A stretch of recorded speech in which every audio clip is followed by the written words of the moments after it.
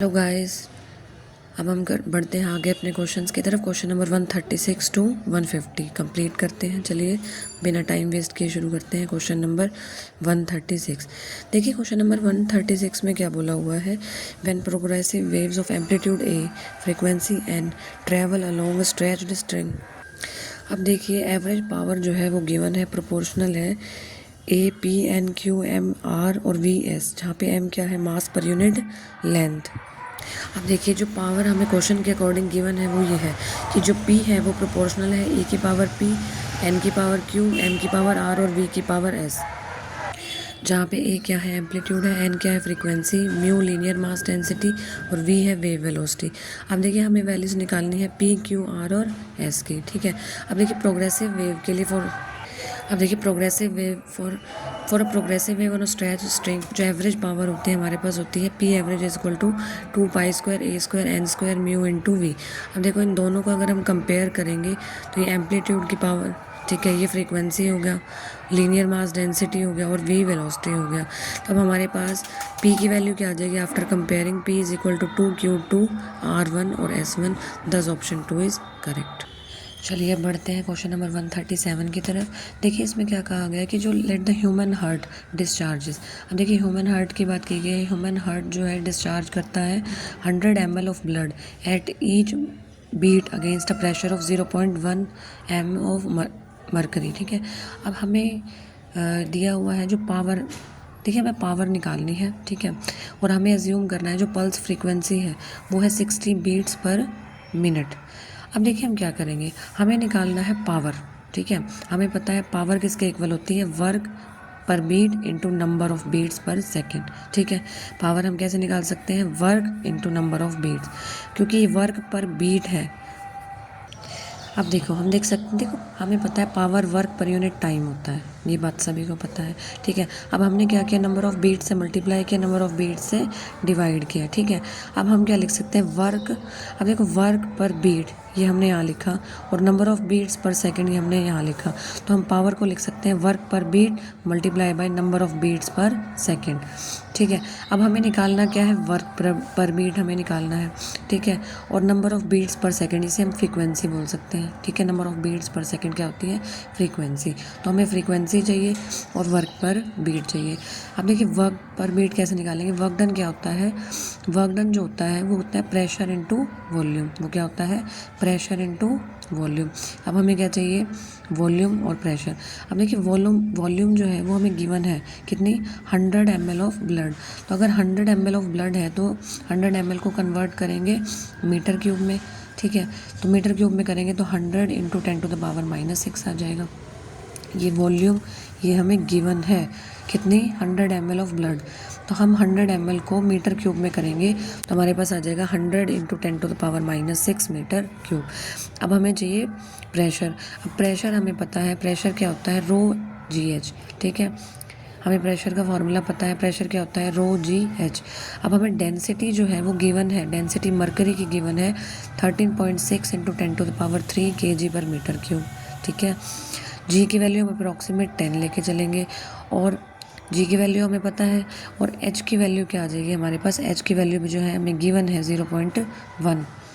ठीक है। 0.1 m of mercury ये हमें गिवन है। और ये वॉल्यूम पर बीट जैसे मैंने बताया ये 100 ml थी, गिवन थी, इसको हमने चेंज कर लिया मीटर क्यूब में, हमने यहाँ पुट कर दिया। फ्रीक्वेंसी हमें गिवन है 60 बीट्स पर मिनट। ठीक है। तो 60 बीट्स पर मिनट को चेंज करेंगे सेकंड में तो हमारे पास 60 सेकंड आ जाएगा। तो इसको कट कर देंगे तो हमारे पास आ जाएगी 1 बीट पर सेकंड। तो फ्रीक्वेंसी आ गई 1 बीट पर सेकंड। तो फ्रीक्वेंसी की जगह हम पुट करेंगे 1 बीट पर सेकंड। अब प्रेशर क्या आ गया हमारे पास, रो की वैल्यू यहाँ से पुट कर दी, जी की वैल्यू यहाँ से, और एच की वैल्यू जो है हमें गिवन है 0.1 मीटर। तो प्रेशर क्या आ जाएगा हमारे पास 13,600। ठीक है।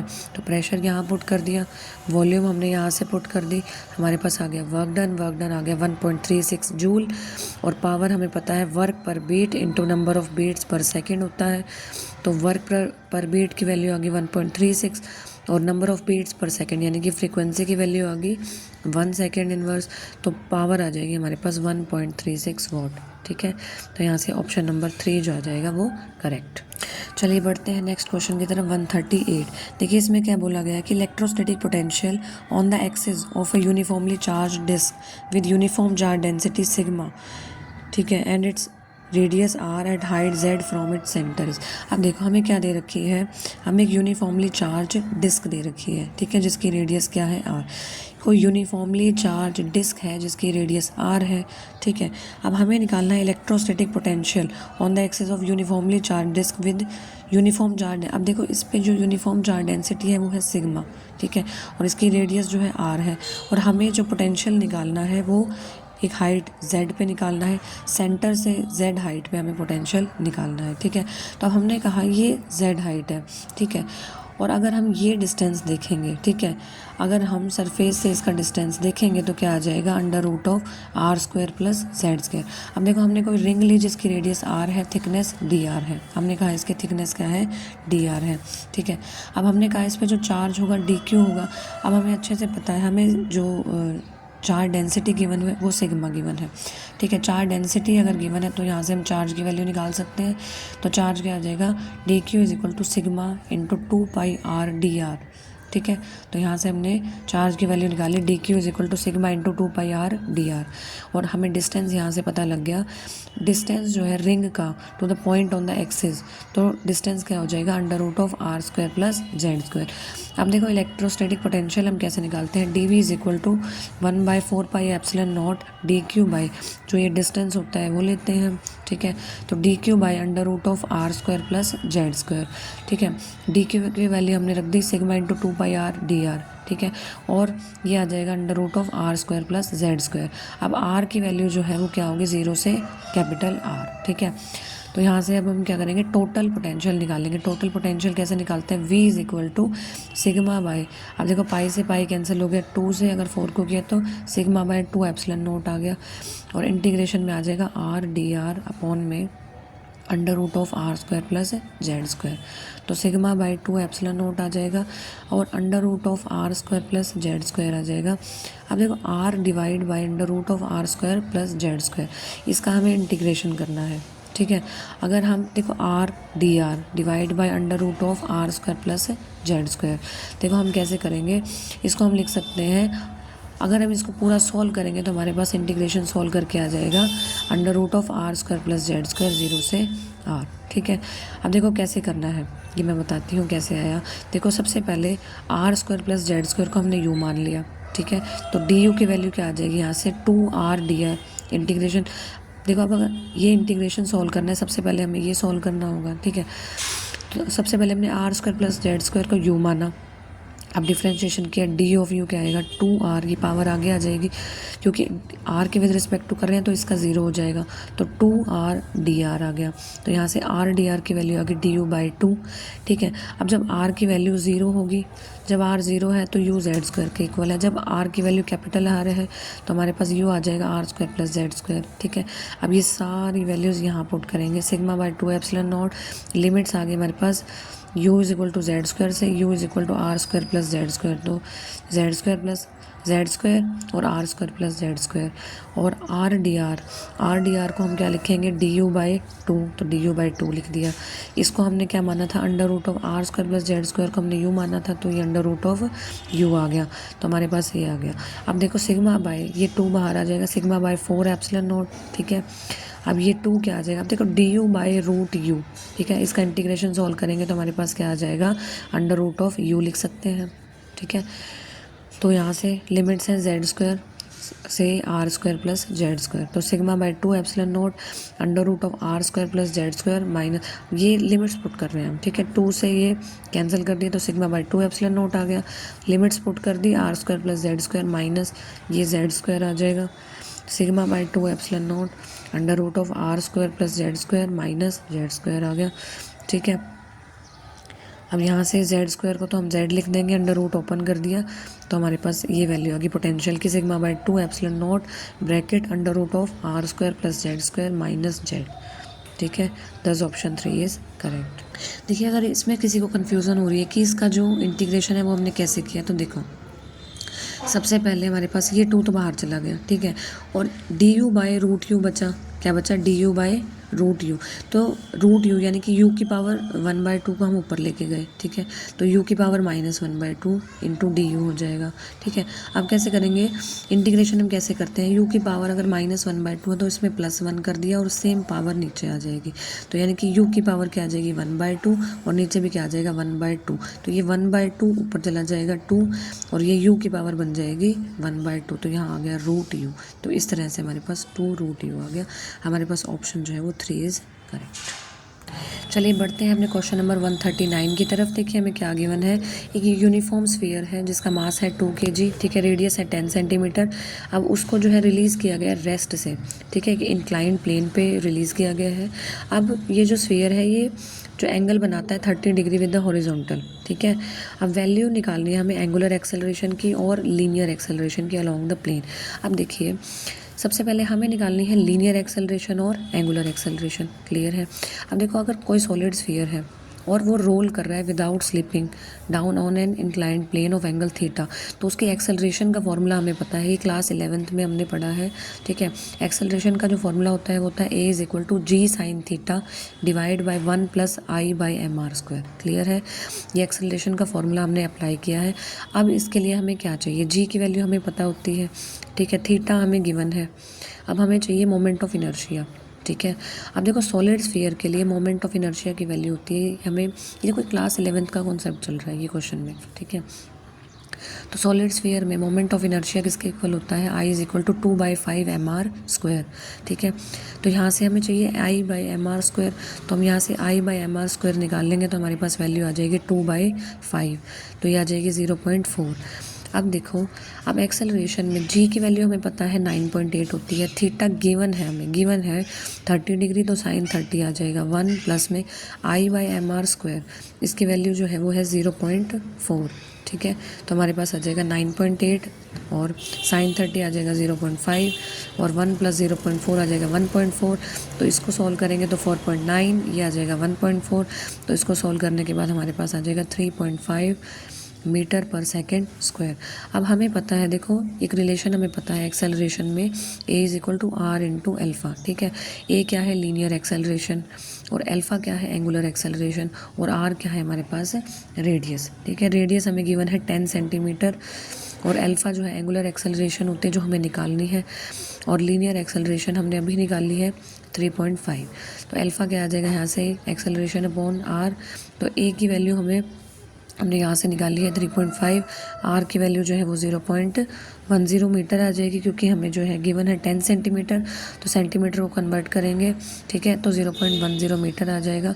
तो यहाँ से हमारे पास आ जाएगा 35 रेडियन पर सेकेंड स्क्वायर, तो that option second is correct. अब देखिए क्वेश्चन नंबर 140, देखिए हमें इसमें पूछा गया कि कौन सी स्टेटमेंट इनकरेक्ट है, ठीक है, कौन सी स्टेटमेंट इनकरेक्ट है। अब पहली स्टेटमेंट देखिए, पहली स्टेटमेंट में हमें पूछा हुआ है 0.005704, इसमें नंबर ऑफ सिग्निफिकेंट फिगर्स क्या है 4 है, बिल्कुल सही, इसमें 4 सिग्निफिकेंट फिगर है। सेकेंड ऑप्शन में पूछा हुआ है 3210, ठीक है, इसमें सिग्निफिकेंट नंबर कितने हैं 3 है, बिल्कुल सही है, 321 जो है सिग्निफिकेंट फिगर रहेगा। अब थर्ड स्टेटमेंट में गिवन है देखो 0.3570, इसमें सिग्निफिकेंट फिगर कितने रहेंगे। अब इसमें बोला हुआ है कि सिग्निफिकेंट फिगर्स जो है 3 है, क्वेश्चन में दिया हुआ है, लेकिन 3 नहीं है, 3 है तो इसलिए इनकरेक्ट है स्टेटमेंट, सिग्निफिकेंट फिगर 4 है, 3570 ये चारों सिग्निफिकेंट फिगर हैं, ठीक है। तो सिग्निफिकेंट फिगर 4 आनी चाहिए ना कि 3, और क्वेश्चन में हमें गिवन है 3, तो ऑप्शन 3 क्या हो जाएगा करेक्ट, क्योंकि ये स्टेटमेंट क्या है इनकरेक्ट, आना क्या चाहिए 4। चलिए बढ़ते हैं अगले क्वेश्चन की तरफ, क्वेश्चन नंबर 141, ठीक है। अब इसमें क्या गिवन, देखो Bohr model of hydrogen atom में की बात की गई है, ठीक है। अब इसमें क्या दिया गया है कि जो इलेक्ट्रॉन है वो सर्कुलेट कर रहा है around the nucleus on a path of radius given है 0.5 एंगस्ट्रॉम और फ्रीक्वेंसी गिवन है 5 × 10⁻15 रिवोल्यूशन पर सेकेंड, और हमें निकालना क्या है magnitude of magnetic field at the centre of the orbit. अब हमें निकालना है magnitude of magnetic field at the centre, ठीक है। अब देखो magnetic field at the centre of circular current loop, देखिए ये क्लास 12th में हमने पढ़ा है, उसका फॉर्मूला क्या होता है सेंटर पे मैग्नेटिक फील्ड का of a circular current loop, इसका फॉर्मूला होता है B = μ0I/2R, B is equal to mu naught I by 2r। ठीक है, आई क्या है करंट और आर क्या हो जाएगा डिस्टेंस। ठीक है, अब देखो आई क्या है करंट, करंट की वैल्यू क्या होती है Q बाई टी, करंट की वैल्यू क्या होती है Q बाई टी। अब यहाँ पे हमें दे रखा है इलेक्ट्रॉन सर्कुलेट कर रहे हैं, यानी कि चार्ज जो दिया हुआ है वो इलेक्ट्रॉन है, तो हमने Q की जगह E लिख दिया और यहाँ T आ गया। अब देखो हमें पता है 1 by time period, 1 by time period को हम क्या लिख सकते हैं न्यू फ्रीक्वेंसी, तो 1 बाय टी को हमने लिख दिया न्यू। ठीक है, इलेक्ट्रॉन की वैल्यू क्या होती है 1.6 इंटू 10⁻⁻⁹ कूलम, और न्यू की वैल्यू जो है हमें गिवन है वो है फ्रीक्वेंसी, यानी कि 5 इंटू 10⁻15 ये गिवन है। और म्यू नॉट की वैल्यू हमें पता है कितनी होती है 4 pi into 10⁻⁻7 tesla metre upon ampere. और आर जो है डिस्टेंस हमें गिवन है कितना 0.5 एंगस्ट्रॉम। ठीक है, तो हमारे पास आ जाएगा 0.5 इंटू 10⁻⁻10 मीटर। अब ये सारी वैल्यूज़ जो है हमें यहाँ पुट करनी है। B is equal to mu naught की वैल्यू क्या है 4 पाई इंटू 10⁻⁻7। ठीक है, आई की वैल्यू क्या है हमारे पास, आई हमने निकाल लिया ई न्यू। ठीक है, आई क्या है हमारे पास ई इंटू न्यू, तो यानी कि ई की वैल्यू रखनी है और न्यू की वैल्यू रखनी है। ठीक है, अपॉन में 2 इंटू आर, तो आई की वैल्यू हमने निकाल के ये रख दी 0.8 इंटू 10⁻⁻3, और यहाँ पे आ गया 2 इंटू आर, आर की वैल्यू क्या है 0.5 मल्टीप्लाई 10⁻⁻10। तो हमारे पास ये जो है ये सारा सॉल्व करके हमारे पास आ जाएगा बी इज इक्वल टू 3.2 पाई। 3.2 पाई की फॉर्म में पूछा है तो पाई की फॉर्म में निकालेंगे, ये ध्यान रखना। ठीक है, हमें आंसर जो निकालना होता है अकॉर्डिंग टू ऑप्शंस निकालना होता है। अब एक बार हमें ऑप्शंस देखने होंगे, ऑप्शंस में पाई गिवन है हर जगह, तो हम पाई की वैल्यू पुट नहीं करेंगे। ठीक है, पाई एज इट इज़ रखेंगे और बाकी सारा जो है मल्टीप्लिकेशन डिवाइड सॉल्व कर लेंगे, तो हमारे पास बी आ जाएगा 3.2 पाई। दस ऑप्शन 2 इज़ करेक्ट। चलिए बढ़ते हैं अगले क्वेश्चन की तरफ। Question number 142। देखिए क्या गिवन है, हमें गिवन है electrostatic force of repulsion between 2 positively charge ion. अब 2 चार्ज आयन है, सेम चार्ज है, ठीक है, इक्वल चार्ज है, चार्ज गिवन है हमें 3.7 इंटू 10⁻⁹। ठीक है, देखिए चार्ज जो है सेम है, 2 पॉजिटिवली चार्ज है और फोर्स हमें गिवन है। ठीक है, इनके बीच में जो फोर्स हमें गिवन है वो है 3.7 इंटू 10⁻⁹ न्यूटन, और जो डिस्टेंस है, ठीक है, दोनों चार्जेस के बीच में डिस्टेंस हमें गिवन है r is equal to 5 angstrom. ठीक है, तो एंगस्ट्रॉम को हम चेंज करेंगे 5 इंटू 10⁻⁻10 मीटर में। अब हमें निकालने हैं number of electrons missing from each ion, हमें निकालने हैं नंबर ऑफ इलेक्ट्रॉन्स कितने मिसिंग होंगे ईच आयन से। ठीक है, कैसे निकालेंगे, अब हमें देखो कूलम्स लॉ पता है, F is equal to K/Q² होता है। ठीक है, K की वैल्यू होती है 1/4 पाई एप्सिलॉन नॉट, Q² आ जाएगा। ठीक है, K की वैल्यू होती है 1/4 पाई एप्सिलॉन नॉट। अब इसकी वैल्यू हमें पता है, इसकी वैल्यू क्या होती है 1/4 पाई एप्सिलॉन नॉट की 9 into 10⁻9 newton metre square coulomb -2। ठीक है, अब यहाँ से Q² की वैल्यू, अब इसकी वैल्यू हमें गिवन है, इसकी वैल्यू हमें पता है, R की वैल्यू हमें गिवन है, तो यहाँ से Q² निकाल लेंगे।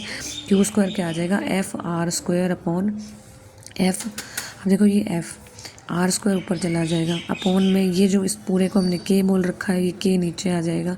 तो F की वैल्यू गिवन है 3.7 इंटू 10⁻⁹ न्यूटन, R की वैल्यू गिवन है 5 एंगस्ट्रॉम, यानी कि 5 इंटू 10⁻⁻10 का स्क्वायर हो जाएगा, और K की वैल्यू 9 इंटू 10⁻9।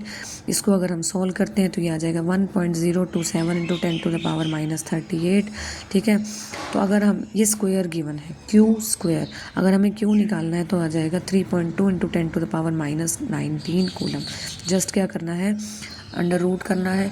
अब देखो हमारे पास हमें पता है Q किसके इक्वल होता है NE के इक्वल, Q किसके इक्वल होता है NE के इक्वल, तो यहाँ से N अगर निकालना है तो क्या आ जाएगा Q/E, क्योंकि हमें क्या निकालने हैं नंबर ऑफ इलेक्ट्रॉन्स मिसिंग, तो N निकालेंगे Q/E। Q हम निकाल चुके थे 3.2 इंटू 10⁻⁻19, E की वैल्यू होती है 1.6 इंटू 10⁻⁻19, तो यहाँ से हमारे पास आ जाएगा 2 10, तो हमारे पास नंबर ऑफ मिसिंग आयंस क्या आ जाएंगे 2, 10 करेक्ट ऑप्शन इज 2।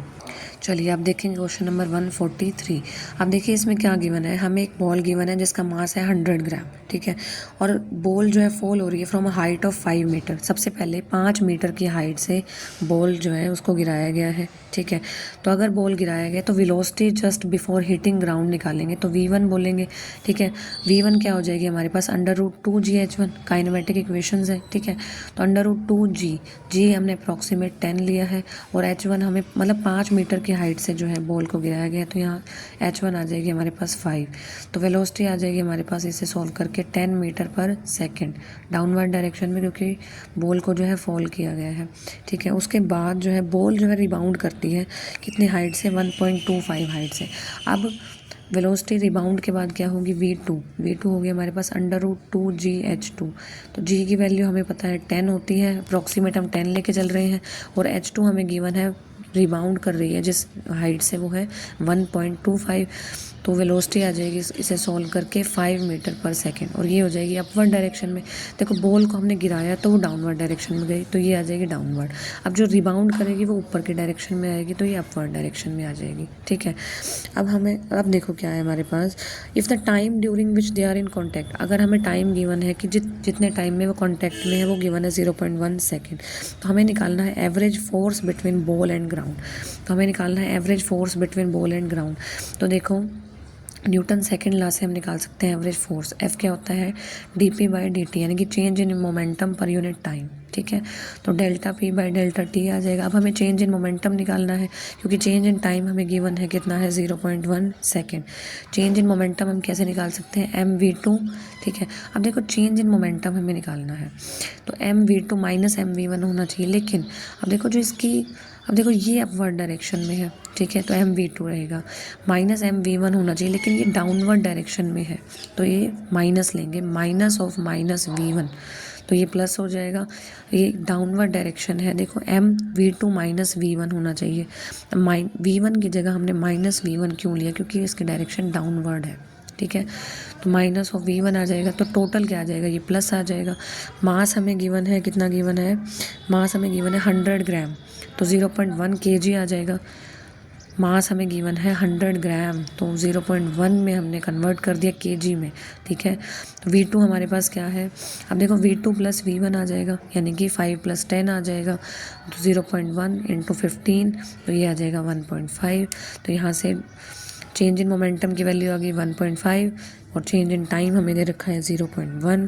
तो एवरेज फोर्स के आ गया हमारे पास 15 न्यूटन। दस ऑप्शन 3 इज़ करेक्ट। अब देखिए क्वेश्चन नंबर 144। ठीक है, इसमें हमें क्या गिवन है, यूनिफॉर्म इलेक्ट्रिक फील्ड हमें गिवन है, कोई इलेक्ट्रिक डाइपोल को रखा गया यूनिफॉर्म इलेक्ट्रिक फील्ड में। अब देखिए, अब हमें गिवन है कि क्या इलेक्ट्रिक डाइपोल में कोई फोर्स ही नहीं लगेगा और नॉन ज़ीरो टॉर्क लगेगा। अब देखिए, अगर इलेक्ट्रिक डाइपोल है, देखिए इलेक्ट्रिक डाइपोल किससे कंसिस्ट होता है, 2 इक्वल एंड अपोजिट चार्जेस। ठीक है, +q -q, और सेपरेटेड होते हैं ये स्मॉल डिस्टेंस 2a से। ठीक है, अगर हमने इस डाइपोल को यूनिफॉर्म इलेक्ट्रिक फील्ड में रखा तो हमारे पास नेट फोर्स क्या आ जाएगा, 0। क्यों, क्योंकि जो फोर्स है पॉजिटिव चार्ज पे लगा QE +QE, और नेगेटिव चार्ज पे लगा -QE, तो इक्वल और अपोजिट फोर्स लग रहे हैं इनके डाइपोल पे, तो नेट फोर्स क्या आ जाएगा, 0। तो पहली स्टेटमेंट आ जाएगी बिल्कुल करेक्ट। ठीक है, अब जो सेकंड स्टेटमेंट हमें बोली गई है कि नॉन ज़ीरो टॉर्क, हम देखो चाहे इस पे नेट फोर्स 0 है, लेकिन जो नेट फोर्सेस हैं, ठीक है, जो पॉजिटिव चार्ज पे फोर्स लग रहा है +QE, और जो नेगेटिव चार्ज पे फोर्स लग रहा है -QE, ठीक है, उसकी लाइन ऑफ एक्शन क्या है, वो अलग अलग है। ठीक है, लाइन ऑफ एक्शन क्या है, अलग। देखिए जैसे ये फोर्स है, ठीक है, ये है मान लीजिए +Q, और ये है -Q। ठीक है, तो +Q पे चार्ज लगेगा +QE, ठीक है, -QE पे चार्ज लगेगा -QE। ठीक है, अब जो लाइन ऑफ एक्शन है वो क्या है, अलग है। अब ये लाइन ऑफ एक्शन क्या करते हैं, घुमाती हैं इसे। ठीक है, लाइन ऑफ एक्शन क्या करते हैं, घुमाती हैं, क्योंकि इस पर टॉर्क लगेगा। चाहे नेट फोर्स 0 है, लेकिन इन फोर्सेस की जो लाइन ऑफ एक्शन है वो अलग है। अब ये क्या करेंगी, ये एक कपल क्रिएट करेंगे, मतलब इसे घुमाएंगे, टॉर्क लगाएंगे। ठीक है, तो इसका मतलब जो टॉर्क आएगा वो नॉन ज़ीरो आएगा, जो इसको क्या करेगा, रोटेट करने की कोशिश करेगा। दस ऑप्शन 3 इज़ करेक्ट, जिसमें क्या आएगा, दोनों स्टेटमेंट्स क्या है, ट्रू। अब देखते हैं क्वेश्चन नंबर 145। देखो 145 में हमने पूछा हुआ है, हमें 3 स्टेटमेंट्स गिवन है। हमसे पूछा है कि इरिवर्सिबल प्रोसेसेस कौन सी हैं। पहली गिवन है रस्टिंग ऑफ आयरन। सबसे पहले मैं बता दूं इरिवर्सिबल प्रोसेस क्या होती है। जो देखो ऐसी process that can not return both system and surrounding to their original state, मतलब जो अपनी ओरिजिनल स्टेट पे वापस नहीं आते हैं। ठीक है, और जो ओरिजिनल स्टेट पे वापस आ जाते हैं वो रिवर्सिबल होते हैं, जो नहीं आते वो इरिवर्सिबल। ठीक है, पहली प्रोसेस हमें गिवन है रस्टिंग ऑफ आयरन। देखो रस्टिंग ऑफ आयरन क्या होता है, this is a chemical reaction जहाँ पे आयरन रिएक्ट करता है ऑक्सीजन से और मॉइस्चर से, तो क्या फॉर्म करता है, आयरन ऑक्साइड यानी कि रस्ट फॉर्म करता है। तो रस्ट फॉर्म हो गया, लेकिन ये ऐसे नहीं है कि इरिवर्सिबल हो कि मतलब वापस से अपने ये जो है ऑक्सीजन और ये सब आयरन फॉर्म कर दे। अगर रस्ट बन गया, आयरन ऑक्साइड बन गया, तो यही फॉर्म हो गया, ठीक है। तो ये परमानेंट है, तो यानी कि इरिवर्सिबल प्रोसेस है, ठीक है। उसके बाद सेकंड प्रोसेस हमें गिवन है डिके ऑफ ऑर्गेनिक मैटर। अब देखो, अगर डीकम्पोजिशन हो गया, ठीक है, decomposition involves complex biochemical reactions. अब इसमें बायोकेमिकल रिएक्शंस होते हैं where organic compounds break down into simpler substances like CO2, water, minerals. तो ये भी क्या है, इरिवर्सिबल प्रोसेस। थर्ड हमें गिवन है mixing of 2 different substances like water and alcohol. अब देखो, अगर हमने मिक्स कर दिया, जो मिक्सिंग होती है वो स्पॉन्टेनियस प्रोसेस होती है और उससे क्या होती है, डिसऑर्डर यानी कि एंट्रोपी बढ़ती है, ठीक है। और मिक्सिंग जो होती है वो इरिवर्सिबल प्रोसेस होती है। दस ऑप्शन 4 करेक्ट आ जाएगा कि जो सारी स्टेटमेंट्स हैं A, B और C, यानी कि rusting of iron, decay of organic matter और मिक्सिंग जो है वो तीनों क्या है, इरिवर्सिबल प्रोसेस है। तो all A, B, C are correct. तो ऑप्शन 4 इज करेक्ट। अब बढ़ते हैं अगले क्वेश्चन 146 की तरफ, ठीक है। अब देखिए, हमें क्या गिवन है, एक यूनिफॉर्म थिन बार है, ठीक है, जिसका मास हमें गिवन है 6 kg और लेंथ है 2.4 मीटर। उसको हमने बेंड करके एक इक्विलेटरल हेक्सागन बना दिया, ठीक है। तो moment of inertia about an axis passing through centre of mass and perpendicular to plane of hexagon is. तो हमें क्या निकालना है, मोमेंट ऑफ इनर्शिया निकालना है about an axis passing through centre of मास और परपेंडिकुलर होगा अगर प्लेन ऑफ हेक्सागन के। तो देखिए, अब हमने क्या किया, एक थिन बार है, ठीक है, उसको हमने बेंड करके हेक्सागन बना दिया, हेक्सागन की शेप में, ठीक है। और जो लेंथ है हमें गिवन है, इक्वल लेंथ है, तो L हो जाएगी, ठीक है। अब हमने क्या किया, बार को बेंड करके रेगुलर हेक्सागन बना दिया, ठीक है। तो इसका मतलब क्या है, इसको हमने डिवाइड कर दिया N is equal to 6 segment में, 1 2 3 4 5 6, हमने 6 इक्वल सेगमेंट्स में हमने डिवाइड कर दिया। तो अगर हम मास, एक सेगमेंट का मास निकालें, जैसे ये सेगमेंट हमने ले लिया, तो एक सेगमेंट का अगर हम मास निकालें तो टोटल मास के 1/6 हो जाएगा, क्योंकि टोटल है 6 सेगमेंट, एक सेगमेंट का मास निकालना है, तो total mass upon 6। Total mass जो है क्वेश्चन में हमें गिवन है 6 kg, तो 6 डिवाइड बाय 6 आ जाएगा, यानी कि 1 kg। और लेंथ अगर हम एक सेगमेंट के निकाल लें तो टोटल लेंथ डिवाइड बाय 6, और टोटल लेंथ हमें गिवन है 2.4 मीटर, तो 2.4 डिवाइड बाय 6 आ जाएगा 0.4 मीटर, ठीक है। अब देखिए, जो रेगुलर हेक्सागन है उसमें 6 ट्रायंगल्स बनी हुई हैं, 6 ट्रायंगल्स हैं, ठीक है। तो हम क्या करेंगे, एक सिंगल ट्रायंगल कंसीडर कर लेंगे और आर निकालेंगे। आर क्या है, सेंटर से किसी साइड पे जो है परपेंडिकुलर डिस्टेंस है। तो आर हम कैसे निकाल सकते हैं, sin 60 से, जो कि हो जाएगा परपेंडिकुलर अपॉन हाइपोटेन्यूज, ठीक है। तो आर क्या आ जाएगा हमारे पास, sin 60 is equal to R by L, R आ जाएगा L sin 60, तो आर की वैल्यू आ जाएगी L इंटू √3/2, ठीक है। तो ये आ गया हमारे पास √3/2। अब देखिए, अब सेंटर ऑफ मास, देखिए आई सेंटर ऑफ मास क्या आ जाएगा हमारे पास, क्योंकि अब हमने थिन बार लिया था, ठीक है, उसको हमने हेक्सागन में बेंड कर दिया, तो हमारे पास सेंटर ऑफ मास क्या आ जाएगा, ml²/12।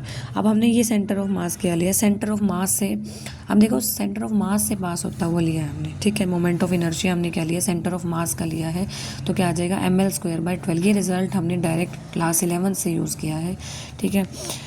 तो सेंटर ऑफ मास से पास होता हुआ रिजल्ट लिया हमने, इनर्शिया लिया ml²/12। अब हमें निकालना है total moment of inertia passing through centre of mass and perpendicular to plane of hexagon. तो टोटल आ जाएगा हमारे पास I centre of mass plus mr²। तो आई सेंटर ऑफ मास हम पुट कर देंगे ml²/12 और m, r हमने देखो पीछे निकाला था, r की वैल्यू ये हमने निकाली थी L√3/2, ये वैल्यू हमने यहाँ पुट कर दी, L√3/2 इसका स्क्वायर हो जाएगा, तो यहाँ से ये ml²/12 प्लस में 3/4 ml², तो IS आ जाएगा हमारे पास। सॉल्व करना है, जस्ट हमने LCM लिया 12, तो यहाँ आ गया ml² कॉमन ले लिया, तो यहाँ 1 आ गया प्लस, और यहाँ से तो ये 9 आ जाएगा, क्योंकि हमने LCM लिया ना, तो 4 3 12 आ जाएगा, तो 3 × 3 9 आ जाएगा, तो 10/12 आ गया ml², तो ये आ जाएगा काट के 5/6 ml²। अब देखो हमारे पास क्या है, 6 आइडेंटिकल साइड्स हैं, ठीक है। हमारे पास क्या है, 6 आइडेंटिकल साइड्स हैं, एक साइड तो है नहीं, हेक्सागन की कितनी साइड्स हैं, 6, 1 2 3 4 5 6, तो हमारे पास क्या है 6 साइड्स हैं। तो जो हमारे पास टोटल मोमेंट ऑफ इनर्शिया क्या आ जाएगा, ये हमने एक का लिया, ठीक है, तो टोटल मोमेंट ऑफ इनर्शिया आ जाएगा 6 × IS, ठीक है। तो 6 × मल्टीप्लाई बाय 5/6 ml², तो इनर्शिया आ गया हमारे पास 5 ml²। 5। अब मास हमने क्या निकाला था, मास हमें क्या था, एक का मास, अगर हमने एक एलिमेंट का मास निकाला था 1 था, लेंथ क्या थी 0.4 थी, सारी वैल्यूज़ पुट करनी है। 5 मास क्या है 1, एल क्या है हमारे पास 0.4 का स्क्वायर, तो 5 × 0.16, तो टोटल क्या आ गया हमारे पास 0.8। देखिए अब हमें क्या निकालना था, total moment of inertia. Moment of inertia कैसे निकालना था, passing through centre of mass plus में perpendicular to the plane of hexagon. तो हमारे पास, मैं एक बार दोबारा समराइज़ कर रही हूँ, टोटल इनर्शिया की वैल्यू ये हमें निकालनी थी, जो कि सेंटर ऑफ मास से भी पास हो प्लस में परपेंडिकुलर भी हो। तो परपेंडिकुलर डिस्टेंस लिया हमने mr², तो यहाँ से हमें r चाहिए था, ठीक है, और I सेंटर ऑफ मास चाहिए था। सेंटर ऑफ मास की वैल्यू हमें पता है ml²/12 होती है, यहाँ से m आ जाएगा, r की वैल्यू हमने निकाल ली एक ट्रायंगल लेके, तो IS आ जाएगा हमारे पास ये टोटल। और टोटल मोमेंट ऑफ इनर्शिया अगर हमें निकालना है तो 6 × IS करेंगे, क्योंकि 6 साइड्स हैं, ठीक है। तो इस तरीके से हमारे पास टोटल मोमेंट ऑफ इनर्शिया आ जाएगा। अब देखिए बढ़ते हैं क्वेश्चन नंबर 147 की तरफ। अब हमारे पास क्या गिवन है, एक लॉन्ग सिलेंडर है जिसकी चार्ज डेंसिटी हमें गिवन है ρ = AR, प्रोपोर्शनल है R के, ठीक है। अब हमें निकालना है expression for electric field inside this cylinder, ठीक है। Electric field inside the cylinder हमें निकालना है। तो हमें पता है गॉसेस लॉ क्या होता है, क्लोज लूप इंटीग्रेशन, ठीक है। E.dA = Q/ε0। ये Q क्या होता है, Q एनक्लोज्ड, ठीक है। अब Q एनक्लोज्ड हम कैसे निकालते हैं, चार्ज कैसे निकालते हैं, क्योंकि चार्ज हमारे पास डेंसिटी क्या होती है, चार्ज पर यूनिट वॉल्यूम, ठीक है। डेंसिटी जो होती है चार्ज पर यूनिट वॉल्यूम होती है। तो अगर हमें चार्ज निकालना है तो क्या हो जाएगा, डेंसिटी × वॉल्यूम, और टोटल चार्ज निकालना है तो इंटीग्रेट कर देंगे ρ × dV, ρ × dV। अब ρ की वैल्यू हमें गिवन है कितनी, αr, रो की वैल्यू हमें गिवन है αr, और dV को हम लिख सकते हैं वॉल्यूम है, तो वॉल्यूम क्या आ जाएगा, एरिया × लेंथ, ठीक है। अब ये सरकमफ्रेंस × एरिया, यानी कि 2πr LdR हम लिख सकते हैं। तो 2π α, 2π और अल्फा और l ये हमने बाहर ले लिए, और इंटीग्रेशन में आ जाएगा, क्योंकि इंटीग्रेशन स्मॉल r के विद रिस्पेक्ट टू कर रहे हैं, तो r² dr आ जाएगा अंदर। तो 2π α l, और r² का इंटीग्रेशन हो जाएगा r³ / 3, और लिमिट्स आ जाएंगे इसके 0 से r, तो यहाँ आ जाएगा 2π α l r³ / 3, ठीक है। तो यहाँ से देखिए इलेक्ट्रिक फ्लक्स क्या आ जाएगा हमारे पास, phi E = E × 2πrl, ठीक है। फ्लक्स क्या होता है हमारे पास, फ्लक्स होता है E.A, तो फ्लक्स आ जाएगा E.2πrl, ठीक है। एरिया लेना है सिलेंडर का, ये हो जाएगा 2πrl। अब यहाँ से हम अब देखिए गॉसेस लॉ में ये सारी वैल्यू पुट करेंगे, E.dA = Q/ε0, सारी वैल्यूज इसमें पुट करेंगे, तो E.dA यानी कि E × area, E × 2πrl, 1/ε0, Q enclosed हमने निकाला 2π α LR³ / 3, तो यहाँ से हमारे पास आ जाएगा E = αr²/3ε0, वेक्टर फॉर्म में लिखेंगे तो यहाँ आ जाएगा r²। दस ऑप्शन 1 इज करेक्ट। अब देखते हैं क्वेश्चन नंबर 148, ठीक है। अब 148 में क्या गिवन है, कंसीडर द फॉलोइंग स्टेटमेंट्स। देखो 2 स्टेटमेंट्स दी गई हैं और हमें बतानी है कौन सी करेक्ट है और कौन सी इनकरेक्ट है। पहली स्टेटमेंट में हमें क्या गिवन है कि एक magnetic force, a magnetic force does not change the kinetic energy of charge particle, कि जो मैग्नेटिक फोर्स है वो kinetic energy of charge particle को चेंज नहीं कर सकता। देखिए सबसे पहले जो मैग्नेटिक फोर्स होता है उन्हें charge Q moving with velocity V in magnetic field B, ठीक है। मैग्नेटिक फोर्स किसके इक्वल होता है, F = QV × B, ठीक है। फोर्स क्या होता है, QV × B। अब जो फोर्स होता है वो हमेशा वेलोसिटी के परपेंडिकुलर होता है, ठीक है। ये हमेशा परपेंडिकुलर रहेगा, तो F.V की वैल्यू क्या हो जाएगी, हमेशा 0 हो जाएगी। तो इसका मतलब मैग्नेटिक फोर्स जो है वो काइनेटिक एनर्जी को चेंज नहीं कर सकता। अगर हमें काइनेटिक एनर्जी के साथ देखना है फोर्स का रिलेशन, तो हम Q को V के साथ कनेक्ट करेंगे, और यहाँ हमेशा फोर्स की डायरेक्शन देखो V × B है, तो हमेशा फोर्स जो है वो परपेंडिकुलर रहेगा, वेलोसिटी के परपेंडिकुलर रहेगा, तो डॉट प्रोडक्ट हमेशा 0 आएगा। तो अगर डॉट प्रोडक्ट 0 है तो इसका मतलब जो मैग्नेटिक फोर्स है वो V को कभी चेंज ही नहीं कर सकता। तो पहली जो स्टेटमेंट है वो करेक्ट रहेगी। सेकंड स्टेटमेंट ये है कि जो work done by magnetic field on a moving charge particle is always 0, कि जो वर्क डन है मैग्नेटिक फील्ड जो वर्क डन कर रहा है on a moving charge particle वो हमेशा 0 रहेगा। अब देखो वर्क डन क्या होता है, फोर्स इनटू डिस्प्लेसमेंट, नेट निकालना है तो इंटीग्रेशन कर देंगे F.dr। अब जो फोर्स है वो हमेशा वेलोसिटी के परपेंडिकुलर है। अगर ये हमेशा परपेंडिकुलर है तो एफ डॉट डी आर यानी कि डॉट प्रोडक्ट इसके साथ भी क्या आ जाएगा, ज़ीरो आ जाएगा फोर्स का, तो वर्क डन भी हमेशा ज़ीरो आएगा, यानी कि work done is always zero. तो सेकंड जो स्टेटमेंट है वो भी करेक्ट है, ठीक है। तो ऑप्शन 3 क्या आ जाएगा हमारे पास करेक्ट, कि बोथ स्टेटमेंट्स आर करेक्ट। देखिए ये वैसे बताया हुआ है कि वर्क एनर्जी थ्योरम क्या होती है कि change in kinetic energy is equal to work, since work done is zero तो काइनेटिक एनर्जी क्या आ जाएगी, कांस्टेंट। दस ऑप्शन 3 इज करेक्ट। ऑप्शन 3 में क्या है, स्टेटमेंट 1 और स्टेटमेंट 2 क्या है, दोनों ही करेक्ट। चलिए क्वेश्चन नंबर देखते हैं 149।